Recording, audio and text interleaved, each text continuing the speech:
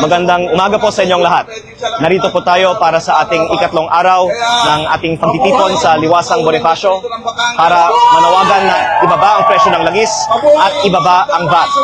Welcome po ang lahat na makiisa sa ating mga kababayan mula sa Batangas at umaasa po ako na diringgin ng ating gobyerno ang ating lumalakas na panawagan para ibaba ang presyo ng langis at ibaba ang VAT. Kaya mga Batanggenyo, makikisig yan. Ang matapang. Kaya dapat tayo ang mag-umpisa kung wala itong mag-umpisa. Inuulit ko, mabuhay tayo lahat.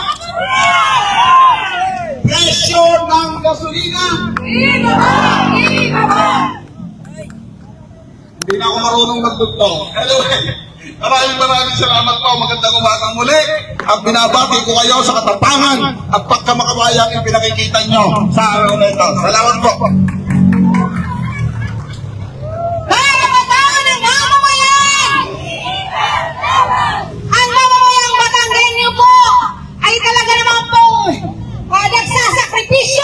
Sa init dahil para lamang may parating sa mamamayan ng Kamaynilaan ang masiging at ipaglalais na ibasura ang VAT at excise tax na pahirap sa mga Batanggenyo. Kaya naman po inaayahan po natin ang ating kasama mula po sa Matayan ng Nasugbo, si Kapitan Marlon.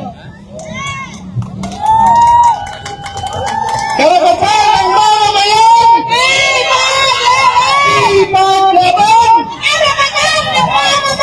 Salamat po sa inyong napakainit at napakasigla na pagtanggap sa ating lahat. Napakaganda pong tingnan kung ganito palagi ang pwede maglaban ng malawak na mamamayan. Hindi po kaya ng ating congressman na doon lamang sa loob ng plenaryo na ipaglalaban ang ating karapatan. Mas nanaisin at mas maganda at makikita at maramdaman kung ang malawak na mamamayan ay pupunta sa lansangan upang ipagsigawan at ipasura ang mga laban na makakatulong para sa ating mga mamamayan. Salamat po kay Congressman. Isang napakabuting tao, isang napakahusay na lider sa unang distrito. Siya po ay nauna at tumayo para sa karapatan ng lahat ng mamamayan. Naniniwala po tayo na sa pamamagitan ng unang distrito ay matatawagan natin ang buong nasyonal na nivel ng pakikipaglaban para ibasura ang VAT na ito. Sa inyo pong lahat, alam natin at ramdam natin kung gaano kahirap ang nararanasan natin. Habang ang mga magnanakaw at ang mga tambuhalang politiko na nasa gobyerno ay nagpapakasasa sa buwis na ipinapataw ang ating mga kawan, tayo ngayon ay nagpapakahirap at nagpapainit dito sa lansangan para ipagsigawan ang ating karapatan na bandang huddulo ay sila din ang may ginabang. Alam niyo mga kasama, ako po'y mangingisda rin. Ramdam din natin ang hirap na natatanasan ng lahat ng ating mga hanay at sektor.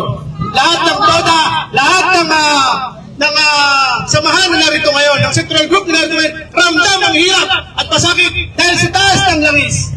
Alam niyo ho, ang ating mga kasamang politiko na ngayon ay nakaupo sa gobyerno, pag pumunta sa gasolinahan, magpupultang ng tangke, walang kairapia dahil ang kanilang kukuhanin ay piyo galing sa buwis ng mamamayan.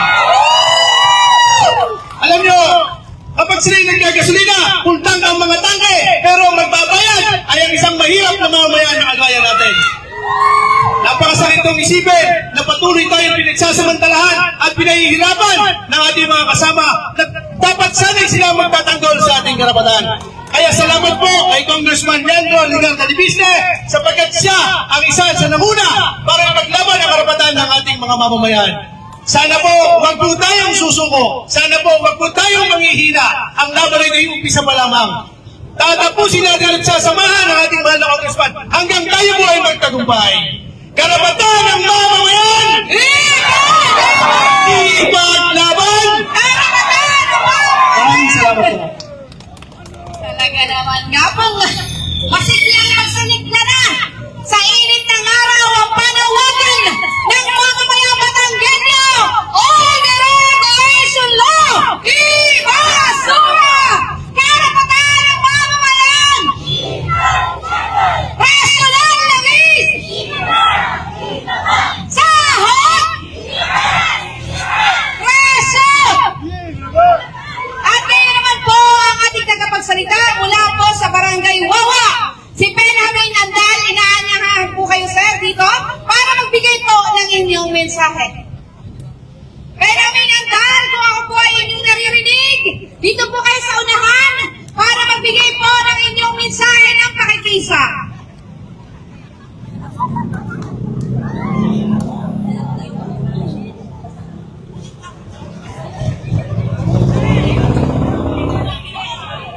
Magandang tanghali po sa inyong lahat, sa ating lahat, sa lahat po ng mga nakikinig.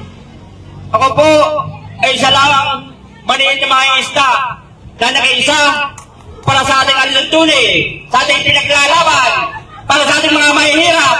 Iba pa ang langit, lahat ng petrolyo. Kami mga maliliit na mga isda ng Barangay Wawa na sa Batangas, ay nag-isa para sa hangarin. Iba pa ang lahat ng tumataas. Sa pangyayari ko po, ang matataas, lalong tumataas. At ang mabababa, ay lalong bumababa. Hindi na kaya nakutin daw ang presyo, lahat ng bilihin. Kaya tayo mahihirap, ay lupo na. Maraming salamat po, Congressman Leandro Ligarda Alibiste, sa tulong po niya, mga kababayan. Tayong lahat ay naririto para iparating sa kanila ang ating hinanain, ang ating paghihirap, mga mangingisda, sektor ng mangingisda, sektor ng magsasaka, at sektor ng manggagawa. Lahat na po. Maraming salamat po. Maraming salamat po sa inyong mensahe ng pakikaisa. At ang ating pong panawagan, Ban Alisin! Para matanggalin! Ulit po, Ban Alisin! Para matanggalin! At ngayon naman po ay makakatulong na po tayo sa dulo ng ating programa para po lagumin ang ating programa mula po kaninang umaga at hanggang sa kasalukuyan. Tinatawagan po natin ang ating tagapagsalita na si Kagimo Hernandez. Sang makauri at mapagpalayang araw sa lahat ng magigiting mula sa unang distrito ng Batangas. Mga kasama, mabuhay kayo sapagkat kinatawang kayo ng pagbabago, kinatawang kayo para isingin ang taong bayan. Ang labang ito ay laban ng taong bayan para wakasan ang pagpapahirap sa ilalan ng Old Regulation Law at ng pagtaas ng presyo ng langis.